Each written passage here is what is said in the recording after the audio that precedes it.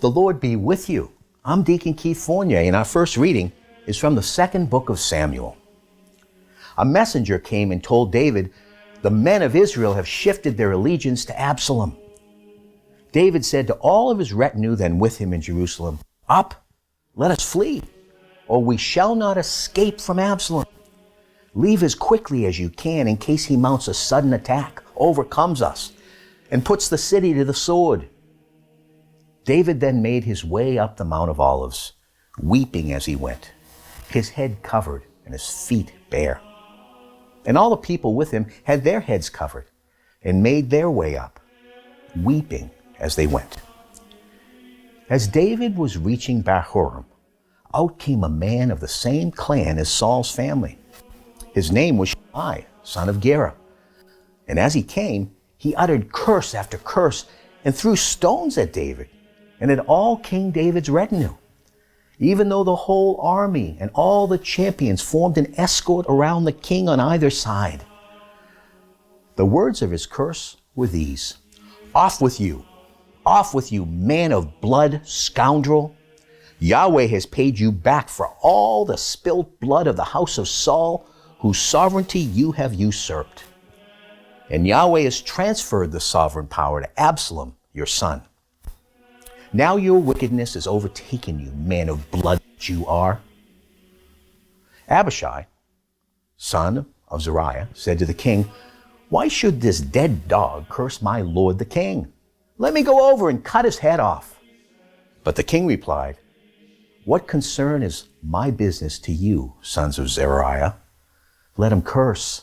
If Yahweh has said to him, 'Curse David,' what right has anyone to say, 'Why have you done so?'" David said to Abishai and all of his retinue, "Why, the son sprung from my own body is now seeking my life. All the more reason for this Benjamite to do so. Let him curse on if Yahweh has told him to. Perhaps Yahweh will look on my wretchedness and will repay me with good for his curses today." So David and his men went on their way, and Shimei kept pace with him along the opposite mountainside, cursing as he went, throwing stones and flinging dust. And our response is taken from Psalm 3. "How countless those who say of me, 'No salvation for him from his God.' But you, Yahweh, the shield at my side, my glory, you hold my head high. I cry out to Yahweh. He answers from his holy mountain. As for me, if I lie down and sleep, I shall awake, for Yahweh sustains me. I have no fear of people in their thousands upon thousands, who range themselves against me wherever I turn. Arise, Yahweh, rescue me, my God. You strike all my foes across the face. You break the teeth of the wicked." And a reading from the Holy Gospel according to St. Mark. They reached the territory of the Gerasenes on the other side of the lake. And when Jesus disembarked, a man with an unclean spirit at once came out from the tombs toward him. The man lived in the tombs, and no one could secure him anymore, even with a chain, because he had often been secured with fetters and chains, but had snapped the chains and broken the fetters, and no one had the strength to control him. All night and all day, among the tombs and in the mountains, he would howl and gash himself with stones.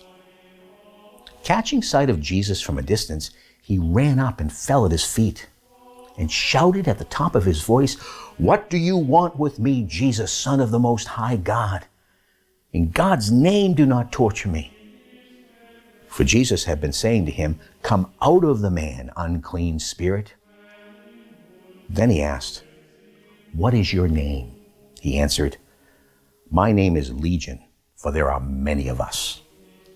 And he begged him earnestly not to send them out of the district. Now on the mountainside, there was a great herd of pigs feeding. And the unclean spirits begged him, "Send us to the pigs. Let us go into them." So he gave them leave.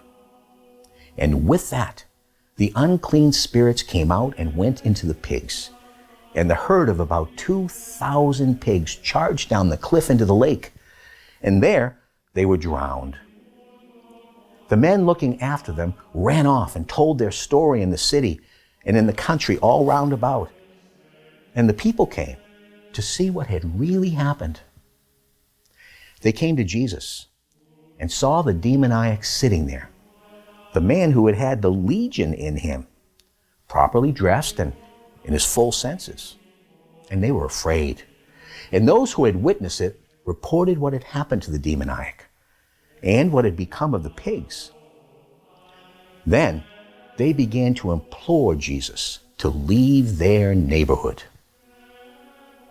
As he was getting into the boat, the man who had been possessed begged to be allowed to stay with him. Jesus would not let him, but said to him, "Go home to your people now and tell them all that the Lord in his mercy has done for you." So the man went off and proceeded to proclaim in the Decapolis all that Jesus had done for him. And everyone was amazed. The Gospel of the Lord.